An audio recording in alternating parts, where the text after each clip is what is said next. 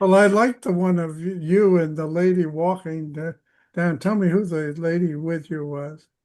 Judy Schmidt, she's in the class of 76, and they were having their 50th reunion. She used to be the head of the Association for Hartford, the Alumni Association in Hartford. So she recognized me from that. So she stepped out of line and came along with me for a while. Well, She's that's holding my good. arm as if I need it, which I may, in fact. You But walked. You walked the route. The, I walked the whole reunion, the P rate.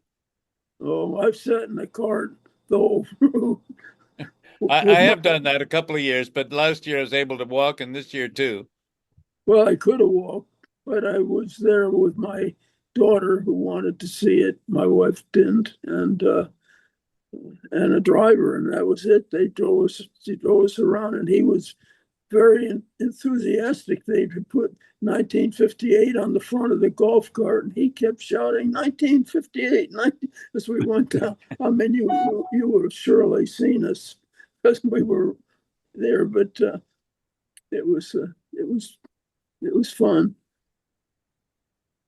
And it was good that it didn't rain. It was just on the edge of it, as you know. I mean, you know, it was like you were there, but it was a little chilly and slightly drizzly, but not bad. It, Right. I was very happy with the way the P-Ray went.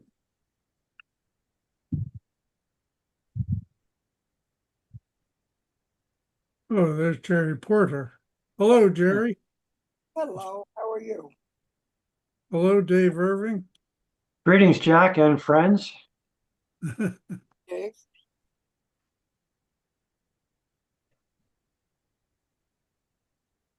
How was reunions this year? I wasn't able to come.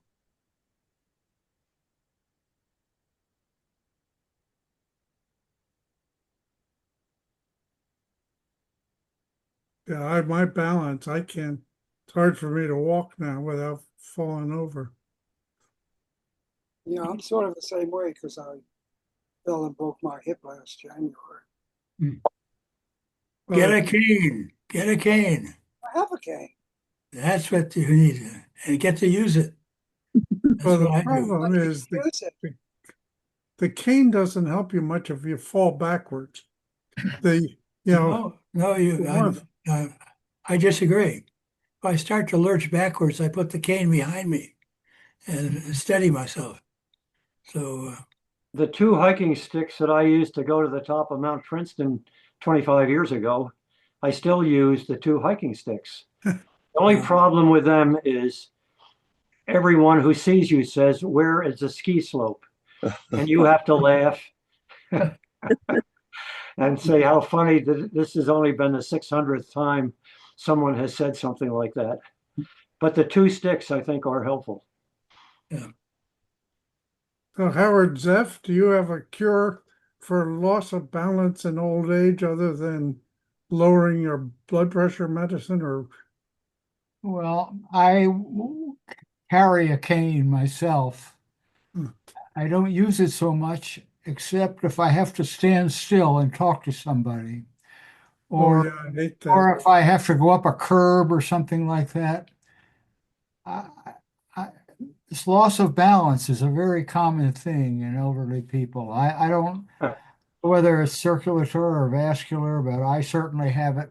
I certainly have it too. And just have to deal with it. What can I say? Try to prevent falling. Falling is a huge problem in people our age group. Avoiding a head injury. I had a serious problem a year or so ago, walking into the school before a Christmas program. And I woke up like I was coming out of anesthesia. I was knocked out, and they thought I just tripped and hit my head, but in fact, it was my heart, and I now have a pacemaker, which is also a common thing in old people, you know. I Howard, I have a question. Why every time you go to the doctor do they ask you if you've fallen And who's collecting that data and what do they do with it? I don't know. The TV is on in the background. I'm gonna turn it off. Excuse me for a minute. Lou, I think they ask that because they want to diagnose why you're falling.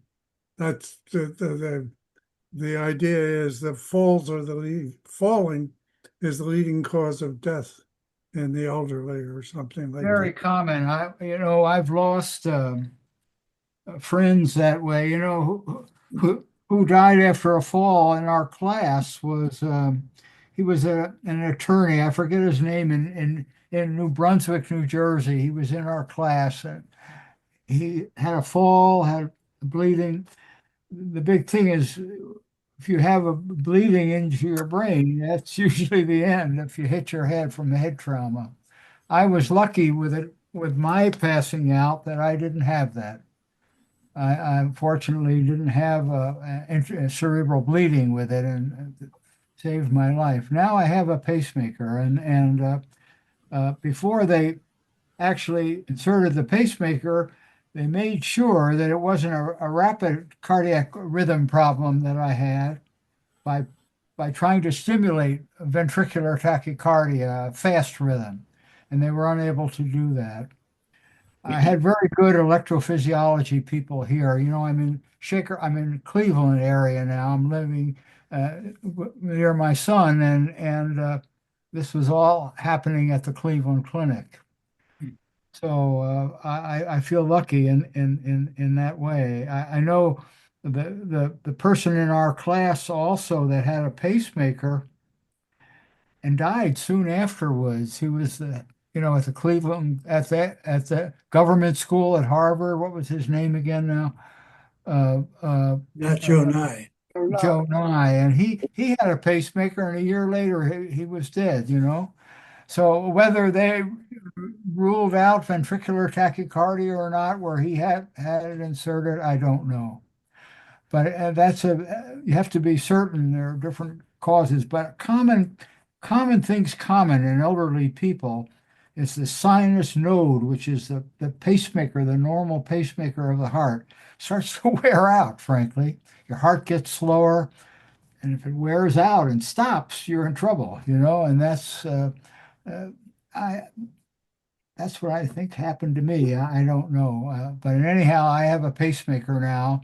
I've had it for over a year. I still have problems with my balance. I carry a cane and I use it if I have to stand still and talk to somebody, or if I have to go up and down a curb or steps, then I use the cane. Otherwise, I try to walk without it, and I try to keep walking. There's a little path through a park here that I sometimes walk, and sometimes I go to the Jewish Community Center, which is nearby. They have a rubberized track, and you can walk around the track. And I carry my cane when I do that. So I think you have to keep walking. Just be careful. I don't know what else to say. But falling is a very common cause of death in elderly people.